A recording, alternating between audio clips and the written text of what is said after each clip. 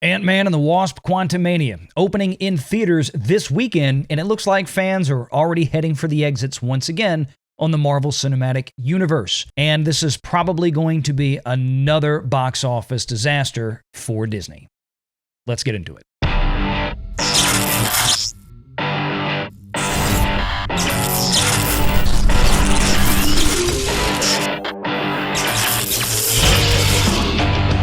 Renegade Online.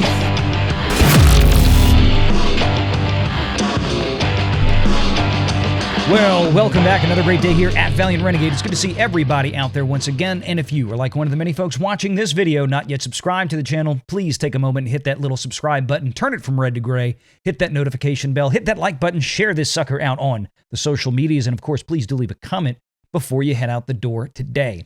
Ant-Man and the Wasp Quantumania. This looks like another failure to launch, with early box office projections coming in, and they're frankly not all that great, at least not for a movie that's coming in with a reported $200 million budget.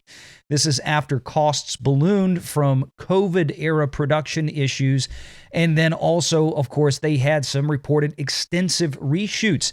A budget that was originally supposed to be around $160 million went about 25% beyond that, getting close to $200 million. Of course, that doesn't factor in at least another $100 to $125 million, if not more, on global marketing. As a reminder, Ant-Man and the Wasp just had a Super Bowl television commercial, a 30-second spot, which we now know those spots ran an average of about $7 million a pop. That was $7 million for one Ant-Man commercial.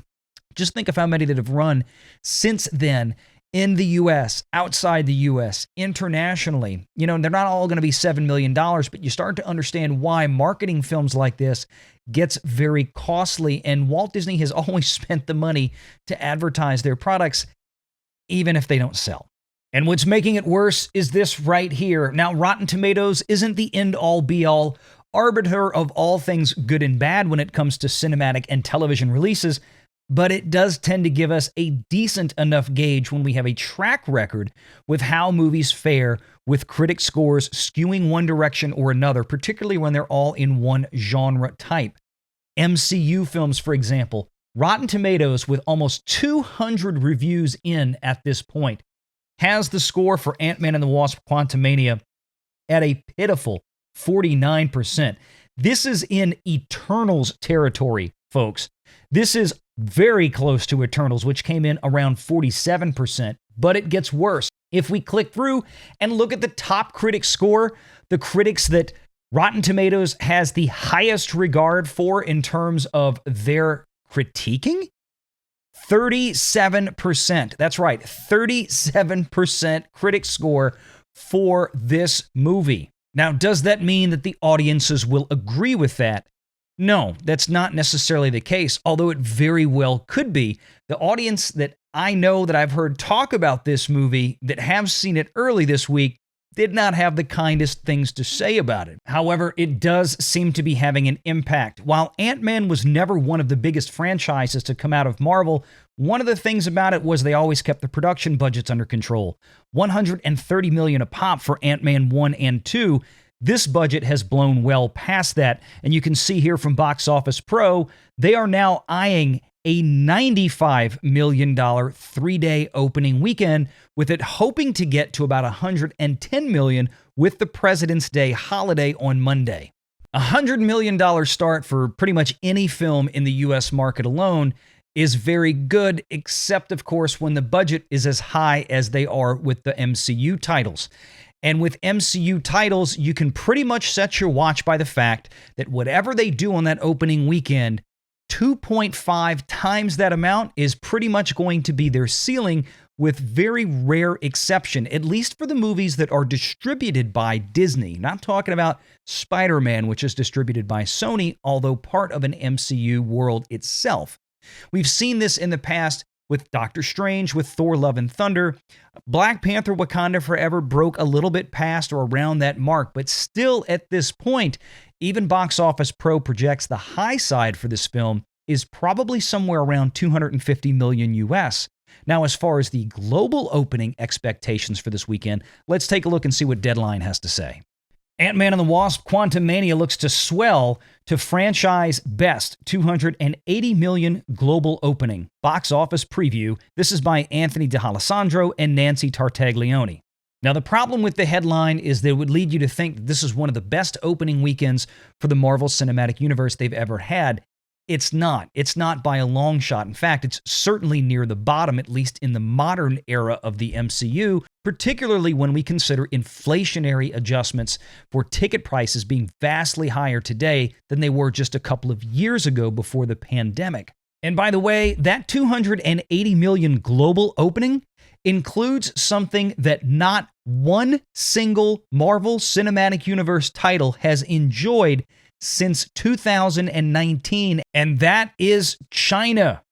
In addition to an estimated hopeful $120 million domestic 4-day open here in the US and Canada, they're also assuming about $160 million from the rest of the world, and that will include $35 to $55 million from China.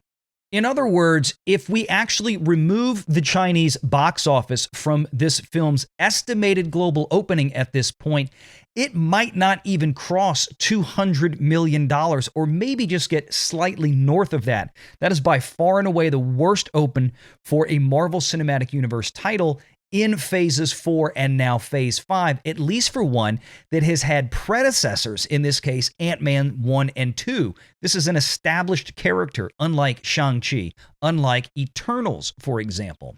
And that's not really good, not for this movie, because with the budget that it has at $200 million, this movie is going to need to reach somewhere around $700 million at the global box office just to break even with no China in the mix. And what do I mean by that? Well, we know in the US that movie is going to return about 53 to 55% back to Disney from gross ticket sales, maybe 40 to 43% depending on foreign currency exchange rates back from the average international market to Disney. But not with China. China only returns about 20 to 25% back to the distributor. So if China winds up with $200 million of the $700 million box office, Ant-Man and the Wasp would still lose money. Now, Ant-Man was never one of the more popular MCU titles, nor was it one of the movies that people went to go see a lot, but it's a movie that consistently would at least break even or make its money back on the back end, particularly with their deals with Netflix at the time between Disney and Netflix.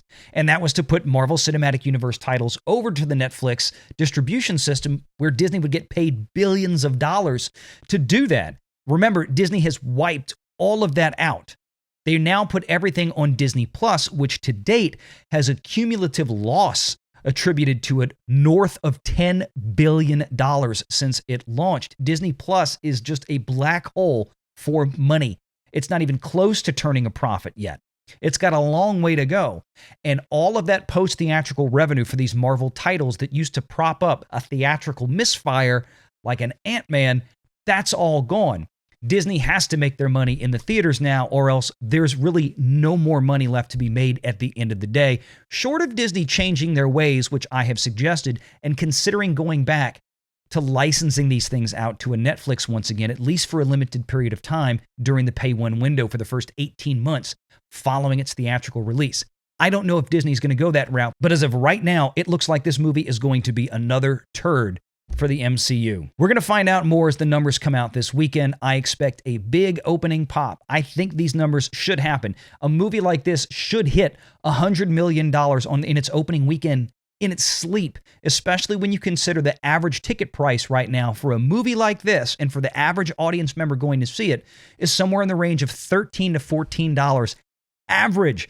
That's substantially higher than Marvel Cinematic Universe titles had a ticket average of just back in 2019. If it's a bad movie, audiences will respond accordingly, and we will see probably half of Ant-Man's box office baked in within the first 5 days. Let me know your thoughts in the comments below. Leave a like, hit that subscribe if you're not already subscribed. Share this sucker out on the social medias, and of course, until next time, take care.